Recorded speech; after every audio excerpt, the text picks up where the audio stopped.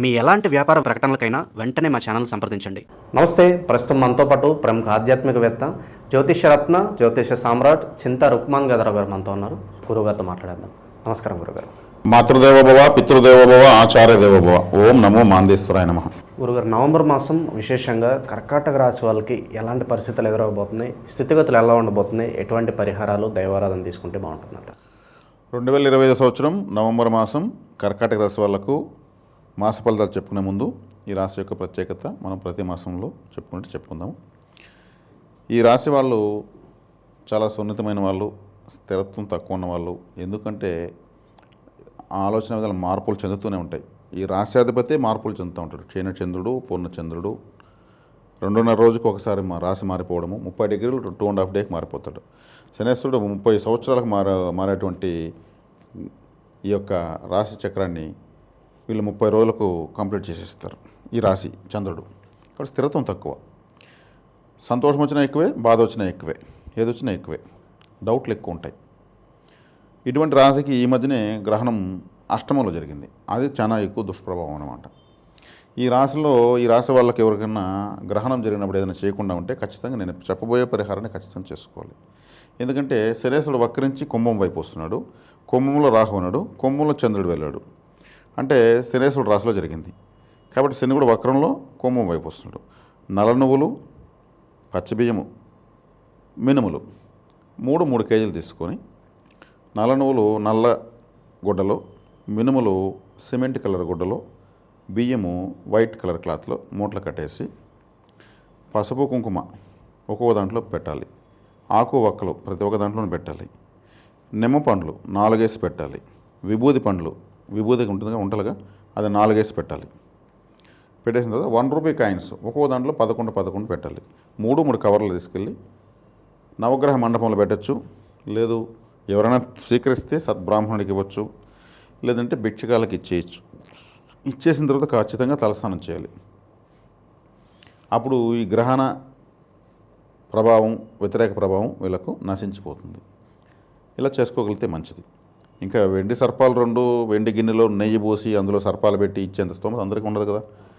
వెండి కూడా ఎక్కడో వెళ్తుంది రేటు, అది కూడా తక్కువ రేటు లేదు. సామాన్లు ఎలా ఇచ్చుకోగలుగుతారు? ఇది 3 కేజీలు. చిన్నపిల్లలు అయితే హాఫ్ కేజీ సరిపోతుంది. పెద్దవాళ్ళకైతే ఒక్కొక్క కేజీ తీసుకోవాలి. ఇది ఇచ్చేయడం మంచిది. ఏదైనా సోమవారం కానీ శనివారం కానీ, అంటే శనిగ్రహానికి శనివారం, సోమవారానికి చంద్రగ్రహం. మరి రాహుకి సోమవారం రాహుకాలం, లేదా శనివారం రాహుకాలం ఇవ్వడం మంచిది. కాబట్టి ఈ త్రిగ్రహ కూటమికి సంబంధించినటువంటి ఈ గ్రహణ ప్రభావం ఉన్నటువంటి ఈ యొక్క ధాన్యాన్ని ఈ విధమైనటువంటి ఒక తంత్రంతో చేసేది మంచిది. ఇది ఈ మాసం వీళ్ళకి చెప్పుకోదగినటువంటి నేను ప్రత్యేకమైన విషయము. తర్వాత మాస ఫలితాలకు వస్తే శుభ అశుభ మిశ్రమంగా ఉంది వీళ్ళకు. శుభము అశుభము 2 మిశ్రమంగా ఉన్నాయి. అష్టమంలో రాహువు ఆకస్మిక స్థానంలో మంచిది కాదు. ఈ రాహుకేతువులు ఈ రవిచంద్రులను గ్రహణ రూపంలో పీడించేవాళ్ళు కాబట్టి వాళ్ళు అష్టమ స్థానంలోకి వచ్చారు. ద్వితీయంలో కేతువు మంచిది కాదు. అదేవిధంగా జన్మలోకి గురువు వచ్చాడు. జన్మలో గురువు ఇప్పుడు ఈ మాసము వీళ్ళకు ఉచ్చస్థితిలో ఉన్నాడు. ఉచ్చస్థితిలో ఉన్నా కానీ వీళ్ళకు అదే శుభాశుభ మిశ్రమం ఉన్నాను కదా. శుభం ఏదైనా ఉందంటే గురువు వల్ల ఉంటుంది, మీదంతా కూడా ఎక్కువ అశుభంగా ఉంటుంది. 9వ స్థానంలో ఉన్నటువంటి శనేశ్వరుణ్ణి గురువు చూడడము కొంచెం దైవబలం పెరిగింది. దైవస్థానమైనటువంటి మీన రాశిని చూడడం కొంచెం మంచిది. ఇది గురువు చూడడం వల్ల. ఇక 5వ ఇంట్లో ద్వితీయాధిపతి పంచమం ఎవరు? రవి. అదేవిధంగా పంచమాధిపతి పంచమం, వాళ్ళని గురువు చూడడం, ఇది శుభం. కాబట్టి ఇక్కడ కుజ, రవి, గురు గ్రహాలు శుభాన్ని ఇస్తున్నాయి. మిగిలిన గ్రహాలు నామమాత్రమైనటువంటి రిజల్ట్ ఇస్తున్నాయి. వీళ్ళు ఈ గ్రహణ పరిహారంగా ఇది చేసుకోవడం మంచిది. అంటే ఏదో జరిగిపోతుంది కాదు, కనీసం ఒక 4-5 సంఘటనలు, బాధాకరమైన సంఘటనలు, ఏదో ఒక నింద రావడము, చెయ్యని తప్పుకి హట్ అవ్వడము, మానసికంగా వీళ్ళు ఎప్పుడు ఇబ్బంది పడతారని చెప్పాను కదా. అలా వీళ్ళని ఇప్పుడు మానసికంగా అదేదో అంటారు, ఎద్దు పుండు పైన కాకి కొమ్మినట్టు, అంటే పొడిచినట్టు అని అర్థం. దాని బాధ దానికి ఇది కాకి ఇది పొడిచింది అని ఉంటుంది. అలా ఏదైనా సూటుపోటి పరిస్థితులు రావడానికి అవకాశం ఉంటుంది. మానసికంగా వీళ్ళు చాలా సున్నితమైన వాళ్ళు. కాబట్టి దీనికి తగినట్టు ఆ గ్రహణం అనేదిలో జరిగింది. కాబట్టి వీళ్ళు ఇప్పుడు నేను చెప్తున్న దానికి వరి కావాల్సిన అవసరం లేదు. దాన్ని ఎలా అధిగమించాలో నేను సవివరంగా చెప్పడం జరిగింది. శుభాన్ని చేయడానికి గురువు, రవి, కుజులు ఉన్నారు. మిగిలిన వాళ్ళు ఆటోమేటిక్ కంట్రోల్ అవుతారు. శనిపైన కూడా గురువు చూపు ఉంది. కాబట్టి ఇది విషయము. ద్వితీయ స్థానంలో కేతు ఉన్నాడు. ధనపరమైనటువంటి అభివృద్ధి అంతగా ఉండదు. ధనస్థానంలో ఏది నాకు వద్దు, నాకేంటికి డబ్బులు అనేటువంటి గ్రహం ఉన్నప్పుడు వీళ్ళు డబ్బుల కోసం ప్రయత్నించారంటే అప్పుల్లో దొరుకుతాయి. వీళ్ళకు మనీ బ్లాకేజ్ కూడా ఉంటుందంటారా? అప్పులు చేసే కాలంలో దొరుకుతాయి. లేదంటే బాగా జరుగుబాటు ఉన్న వాళ్ళకైతే ఎక్కువ డబ్బులు ఖర్చు అవుతాయి. కొన్ని వ్యాపారాల్లో ఆదాయాలు తగ్గచ్చు, లేదా వ్యాపారంలో కాంపిటేటర్స్ ఆపోజిట్గా వచ్చి ఆ షాప్ పెట్టేయచ్చు. లేదు వీళ్ళకి ఏదైనా ఇద్దో సాయంత్రమే ఇస్తాను, నీకెందుకు సోన్స్ అమౌంట్ నాకు వస్తుంది, నీకు కూడా తెలుసు కదా అని చెప్పి తీసుకెళ్ళి వాళ్ళకి ఆ సాయంత్రం ఆ అమౌంట్ రాకుండా అట్లా బ్లాకేజ్లు కావచ్చు. ఇట్లా చేతి బదులు ఇచ్చి అమౌంట్ బ్లాక్ కావచ్చు. ఇంకేదో ఖచ్చితంగా పలానా చోట పలానా డేట్కి ఖచ్చితంగా వచ్చే తీరుతున్నది రాకుండా ఆగచ్చు. ఇట్లా ధనపరమైనటువంటి రకరకాలుగా ఎక్కడక్కడ అన్నీ ఆగుతూ రావచ్చు. అంటే బాగా డబ్బులు ఉన్న వాళ్ళకి కూడా కొంచెం టైట్ వచ్చింది. ద్వితీయంలో ధనస్థానంలో కేతువు ఉన్నాడు కాబట్టి కేతువు ఒక చెక్ పోస్ట్, ఒక స్పీడ్ బ్రేకర్, ఒక టోల్ గేట్లు అంటాడు, ఆపుతాడు అన్నింటినీ. అదే ధనస్థానం ఉంది. అప్పుడు ఏం చేస్తాడు, అప్పు వైపు చూపిస్తాడు. అప్పు వైపు చూపిస్తే ఎవరు ఇస్తారు అప్పు? గోల్డ్ పెడితే ఇస్తారు. అప్పుడు ఇప్పుడు ఈ టైంలో బంగారాలు పెట్టడము, మళ్ళీ మనకు ఉన్నప్పుడు తీసుకుందాం అనుకోవడము. ఆ పెట్టే టైం కానీ బాగాలేదనుకోండి, అది కుప్పలు తెప్పలకు వడ్డీలు పెరిగిపోతాయి.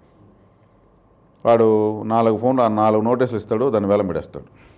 ఊరికే సింపుల్గా పెట్టినాము, ఇలా అనుకోలేదు, బంగారం అంతా పోయింది అనుకుంటుంటారు. కాబట్టి ఈ గ్రహణము ప్రభావమే ఎక్కువ ఇక్కడ మెయిన్గా. కాబట్టి ఈ కర్కాటక రాశి వాళ్ళు ముఖ్యంగా దైవస్థానంలో మన జన్మలోకి గురువు వచ్చాడు కాబట్టి ఎక్కువగా వీళ్ళు నన్ను అడిగితే వీళ్ళ కులదేవత కావచ్చు, ఇష్టదేవత కావచ్చు, జాతకరీత్యా జరుగుతున్నటువంటి దశాదేవత కావచ్చు ఎక్కువగా ఆధారపడాలి. ఎక్కువగా ఆధారపడడం చాలా మంచిది. అదేవిధంగా వీళ్ళకి రాశాధిపతి అయినాడు చంద్రుడు, మనకు ఫుడ్ను సూచిస్తాడు. ఆయన బియ్యము అంటేనే చంద్రుడు. కాబట్టి ఎక్కువగా అన్నదానం చేయడం మంచిది. అన్నదానం, నీటి దానం చేయడం మంచిది. ఇది రాశి జలరాశి కాబట్టి నీటి దానం, అన్నదానం చేయడం ఉన్నంతలో వీళ్ళ శక్తి మేర చేయడం చాలా పరిష్కారాలకు దారి చూపిస్తుంది. చాలా సమస్యలకు పరిష్కారం చూపిస్తుంది. ఇది వీళ్ళకు తీసుకోవాల్సిన జాగ్రత్తలు. ఇక కుటుంబ పరంగా, ప్రేమ వ్యవహారాల పరంగా ఎలా ఉంటుందంటారు? లవ్ అండ్ అఫెక్షన్స్ పరంగా ఓవరాల్గా వాతావరణం, కుటుంబ సభ్యులకి. లవ్ అండ్ అఫెక్షన్ అన్నారు కాబట్టి 5వ స్థానంలో కుజుడు, రవి ఉన్నారు. వాళ్ళు చాలా మాస్ ప్లానెట్స్, రఫ్ అండ్ టఫ్గా ఉంటారు వాళ్ళు. ఇప్పుడు ఒక ఫ్యాన్సీ స్టోరో లేదంటే 1 గ్రామ్ గోల్డ్ జ్యువెలరీనో పెడితే ఒక ఆర్మీ పర్సన్ పెట్టాడు అనుకోండి, రిటైర్డ్ ఆర్మీ, అతను చూడగానే ఆడవాళ్ళకి అసలు కనెక్ట్ అవ్వడు. కొంచెం సీరియస్గా మొరటగా ఉండేవాళ్ళు కనెక్ట్ అవ్వరు. ఆడవాళ్ళు సూటిగా చూసి మగవాళ్ళు అయినా కానీ నాకు పలానా కావాలి అన్నగారు, నాకు కావాలి, ఆ ఫేస్ వాళ్ళకు కూడా లేడీ ఫేస్ ఉండాలి. అర్థమైందా? కాబట్టి ప్రేమానురాగాలు ఎలా పుడతాయి? 5వ స్థానం అంటే ప్రేమ కదా. వీళ్ళని చూసి వేరే వాళ్ళకి ఇప్పుడు కొంచెం రఫ్గానే కనిపిస్తారు. 5వ స్థానంలో కుజుడు, రవి ఉన్నారు. ఆయన ఆర్మీ చీఫ్, ఈయన వచ్చి రవి అగ్నిగోళం. కాబట్టి అది కొంచెం తగ్గుతుంది. 2వ స్థానంలో మళ్ళీ కుటుంబ స్థానంలో కేతు ఉన్నాడు. కాబట్టి అది అంత కంఫర్ట్గా ఎప్పుడు లేదు. అదేవిధంగా ఇక 5లో రవి కుజులు ఉన్నారు కాబట్టి వీళ్ళు ఏరా అంటే రక్షణ వ్యవస్థకు సంబంధించిన కాబట్టి వీళ్ళని కాపాడి సెక్యూర్ చేసేదని మనకు వస్తారు. ఈ ప్రేమలు, దోమలు అంటే అక్కడ అంత ఇంట్రెస్ట్ కూడా రాదు, అంత ఫోకస్. ఇప్పుడు ఎరబా మనకు అంత ఓపిక లేదు స్వామి, అంత నాకు టైం అనేది, ఆ ప్రేమించేంత టైం నాకు ఎక్కడుంది అనేటువంటివి ఆలోచనలకు ఆటోమేటిక్గా వస్తుంది. ఉద్యోగస్తులకు ఆశించిన స్థాయి ఫలితాలు ఉంటాయంటే ప్రమోషన్ కావచ్చు, ట్రాన్స్ఫర్లు కావచ్చు, ఏదైతే ఉందో అది ఉన్నాయండి. ఇప్పుడు రవి కుజులు పంచమలో ఉన్నారు. అది అదృష్ట స్థానం. అదృష్ట స్థానంలో ఆ స్థానాధిపతి అక్కడే ఉన్నాడు. కాబట్టి ఈ ప్రయత్నాలు బాగా సక్సెస్ అవుతాయి. ఎవరి సామర్థ్యం మేరకు వాళ్ళు అటువైపు ప్రయత్నించడం మంచిది. ఎందుకంటే ఈ రాశికి రవి కుజులు ఇద్దరు శుభగ్రహాలే. మళ్ళీ ఇంకో శుభగ్రహం గురువు వాళ్ళని చూస్తాడు. కాబట్టి అక్కడ వృత్తి, ఉద్యోగ, వ్యాపారాలకు సంబంధించినటువంటి ప్రయత్నాలు వీళ్ళు ప్రారంభించుకోవచ్చు. ఇక విశేషంగా ఈ కార్తీక మాసం ఎటువంటి పరిహారాలు పాటిస్తే బాగుంటుందంటారు? అలాగే ధనపరంగా ధనం నిలవడానికి ఏదన్నా రెమెడీస్ ఉంటే తెలియచేయండి వాళ్ళకి. పునర్వసు నక్షత్రం 4వ పాదముతో ప్రారంభమై ఆశ్లేష 4వ పాదంతో ఈ రాశి ముగుస్తుంది. ఈ పునర్వసు నక్షత్రం వాళ్ళకి సంపత్తార ఏమవుతుంది? పుష్యమి నక్షత్రం అవుతుంది. పుష్యమి నక్షత్రానికి అధిపతి ఎవరు? శనేశ్వరుడు. శనేశ్వరుడు సంబంధించిన ప్రభావం ఎక్కువ ఏ బ్యాంకులో ఉంటుంది? State bank of India, union bank. ఈ స్టేట్ బ్యాంక్ ఆఫ్ ఇండియాలోనే ఆల్మోస్ట్ అందరూ గవర్నమెంట్ ఎంప్లాయీస్, రిటైర్డ్ ఎంప్లాయీస్ అంతా అక్కడే ఉంటారు. డ్వాక్రా గ్రూపులు, ఈ యూనియన్లు, వీళ్ళంతా కూడా సంఘాలు, ఇవన్నీ కూడా అక్కడే ఉంటాయి.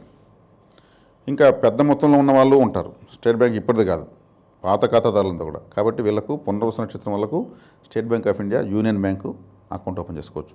పుష్యమి నక్షత్రం వాళ్ళకు ఆశ్లేష నక్షత్రం సంపత్తార, మరి ఆశ్లేష నక్షత్రం బుధుడిది. మరి బుధుడు అంటే వైశ్య గ్రహం, కాబట్టి కరూర్ వైశ్య బ్యాంక్. బుధుడికి గురువుకి సంబంధించినటువంటి కలర్స్ ఎల్లో, గ్రీన్ రెండు కలిపి ఆ బ్యాంక్ యొక్క లోగో. వైశ్య అనేటువంటి పేరు డైరెక్ట్గా వచ్చేస్తుంది, బుధుడు అంటే వైశ్యుడే. కాబట్టి కరూర్ వైశ్య బ్యాంకులో ఓపెన్ చేసుకోవచ్చు. మరి ఆశ్లేష నక్షత్రం వాళ్ళు మకా నక్షత్రానికి సంబంధించి, మకా నక్షత్రానికి సంబంధించి అంటే ఇది మకా నక్షత్రము అశ్విని నక్షత్రానికి జన్మతార అవుతుంది. అశ్విని, మకా, మూల ఈ 3 జన్మతారలు. అప్పుడు జన్మతార అయినప్పుడు అశ్విని నక్షత్రంలో రవి గ్రహము ఉచ్చస్థితి పొందుతుంది, అంటే ఆ రవి యొక్క ప్రభావంతో ఉంటుంది. ఈ మకా నక్షత్రం కూడా సింహరాశిలో, రవి యొక్క రాశిలో మొదటి రాశి. కాబట్టి IDFC First Bank, Yes Bank ఈ రెండింటిలో అకౌంట్ ఓపెన్ చేసుకోవచ్చు. ఇది నా వ్యక్తిగత పరిశోధన.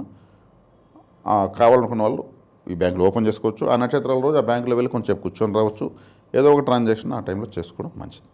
ఓవరాల్గా కర్కాటక రాశి వారి పరిస్థితి ఈ నవంబర్ మాసం ఎలా ఉంటుందనేది చాలా బాగా వివరించారు. ధన్యవాదాలు సార్. ధన్యవాదాలు.